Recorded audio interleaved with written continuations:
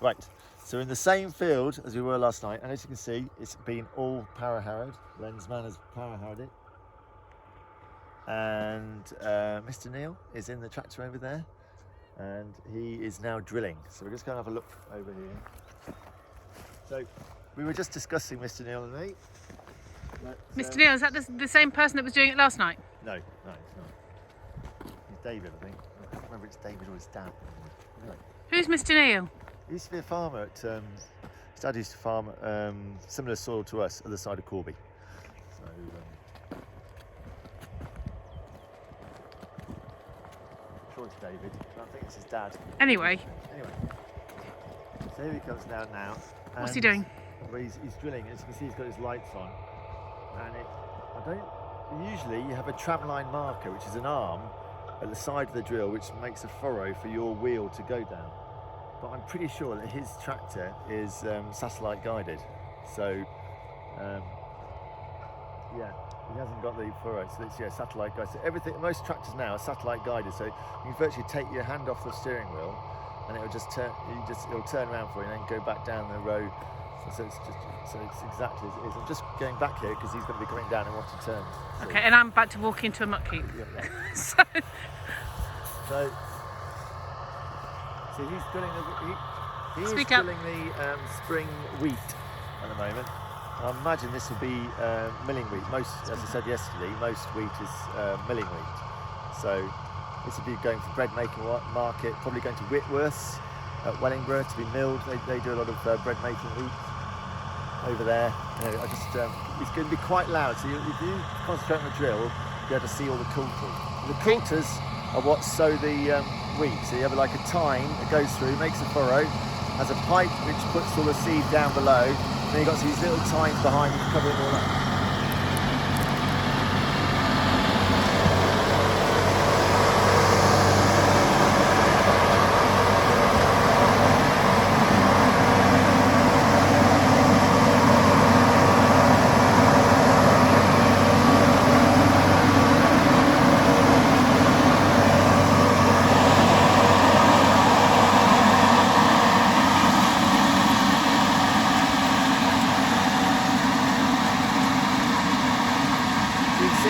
Just in line. That's all by guided by satellite. Amazing, isn't it? Say that again then.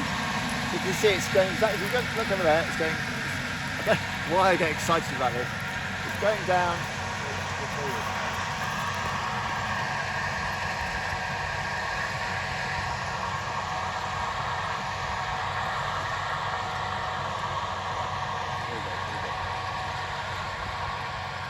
So you always get a little bit dropped at the end. Well, this is the seed.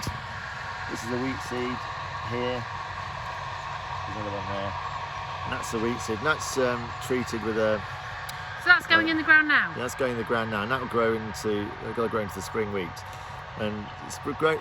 You really, if you want a really good crop, you really want to sow the crop. I'd say the beginning of March. It was just too wet, or end of February even. You can sow spring wheat. Speak up.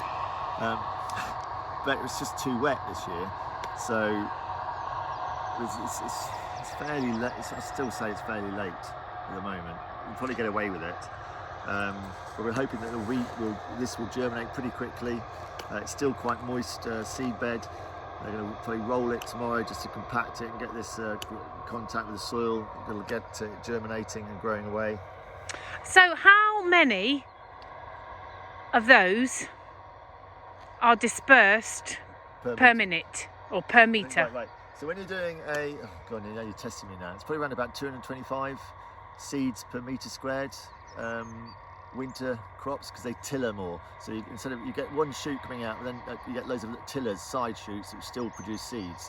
In winter wheat, you get quite a few. In spring wheat, you'll get probably 5. I would say 3 to 5 tillers. So you actually sow a lot heavier, so 300 to 350 seeds per metre squared. Okay, and how many metre squares are on this field? There's 10,000 metres squared per hectare, and then there's 12.5 hectares in this field. So you out there, so you Key Stage 1 children out there, Key Stage 2 children, do the maths and get back to us on Facebook when you've done the maths. Yeah, and it's really expensive seed this year. Well, quite expensive. I say it's quite expensive. You would, you're a farmer. Yeah, it's about £500 per tonne, so that's quite expensive. for seed this year, but it's been in a shortage. Excellent. For spring cropping. So, Right. Yeah, so what I was going to say about last night, same thing applies to last night, is that this is tilled. You get direct drilling. Now, it's sort of the coulters which are digging through the soil. You might even get those with some direct drilling, but you usually get like a disc or a little cutter to groove in, drop a seed behind it, and then you get a wheel that will flatten the groove over the top. And what they're looking at now are companion crops. So on top of this, if we were going forward, is one thing I'd like to encourage on this farm, growing wheat, clovers, vetches and things to grow with the wheat. The wheat grows above it because it's a cereal, grass, it grows above the clover. Clover grows on the ground base, provides nitrogen to the soils, and you get all this mycorrhiza. So it's you may have problems with weeds such as blackgrass, but then you have to have a rotation, and it's a lot more involved. It's like going back to the 16, 17, 1800s really, farming. But the idea is that you're locking all that carbon back in the soil. It's carbon neutral, or called even carbon positive. You're actually getting more carbon into the soil than you're actually producing. And that's one of the ways forward that we're hoping to get going forward in the future. Okay. Do you know, I was going to switch it off now, but do you think we should wait for it to come up? How long will it be before it comes back up? This field, it's amazing how quickly they do it, because it's quite, I'd say that's how wide is he? About? I'm sure the people watching this would like to see the... He's at least 6 metres. So what kind of tractor is he driving? Stand up for me. John Deere, I can't remember the model. He's driving a John Deere. It's bigger than ours. So we contract our farming out to Len Brooks, who's just down the road, who we've known for years and years, who's a good friend of your father's. Yeah. So I'm just going to go around, be silent for a second. Is that a 6 metre drill? So I said to be silent for a second. Sorry. Can you hear the bird song?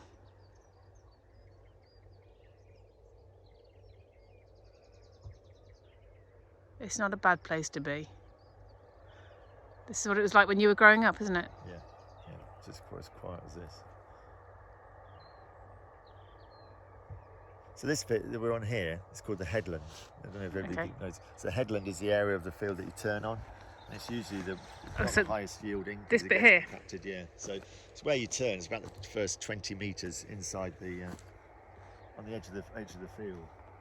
You'll see all the tar tracks here, and then he'll do that last. So he's drilling the inside sowing the inside of the field, and then he'll go around about 3 or 4 times around the outside until he gets some tram lines for spraying. And the fertilising as well.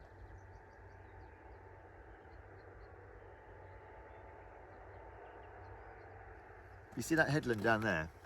See that headland over there? That's sown with clover and spring crops, so that will be direct drilled, and it's just a bed of clover at the moment. And the idea is the wheat will go into there. And what's that clover doing? Producing nitrogen. Okay. Which is what plants need to grow. One of the major nutrients. Nitrogen is a major nutrient. Then you've got potassium and phosphorus, which are the ones.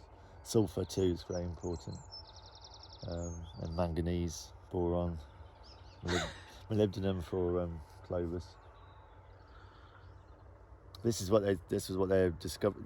The science in soil is growing all the time. This is about the healthy soils of the fungus. So the fungus breaks down a lot of the organic matter, makes all the nutrients readily available for the roots.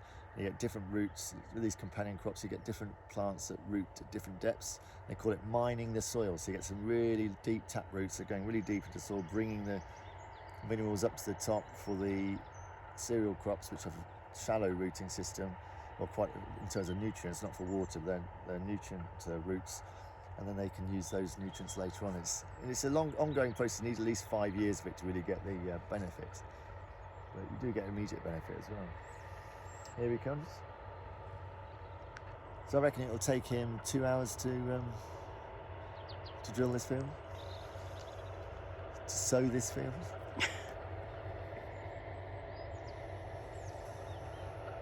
So they'll be flat out at the moment, so desperate to get, I think Len's got thousands of acres to drill, so and they'll be desperate to get this in as quickly as possible, so they're hoping to get everything drilled by at least April. So these guys work through the night, don't they? Yeah, they do, yeah. But this is the first time they've been able to get on the soil since last October. It's been so wet. Here he They'll comes. be working in shift pattern.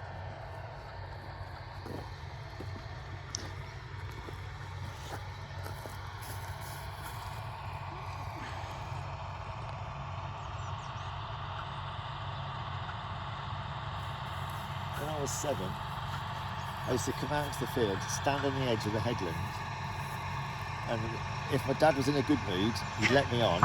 If he was in a bad mood, he'd just turn around and go the other way. And you'd wait there, little boy. I know. I knew if he was in a good mood or bad mood, so I'd go away back to the house and he'd turn around.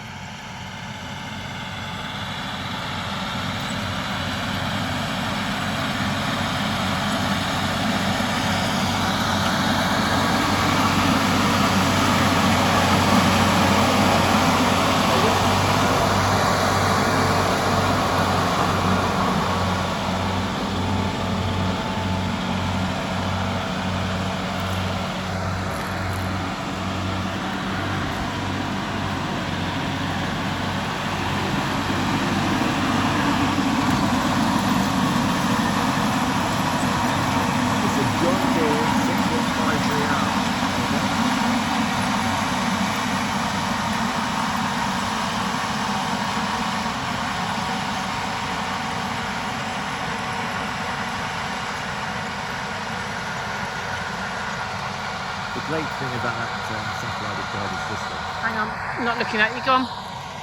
is that when we used to do it at night, the windows get a little bit dusty and you're going, is that my groove? And you'd be going at completely offline. Then you'd have to go back and start You're a bit all over jealous, again and aren't you? go off again, yeah. So it makes it easier. To do. Right, shall we go in, have some tea? Yeah. Okay. Night night all.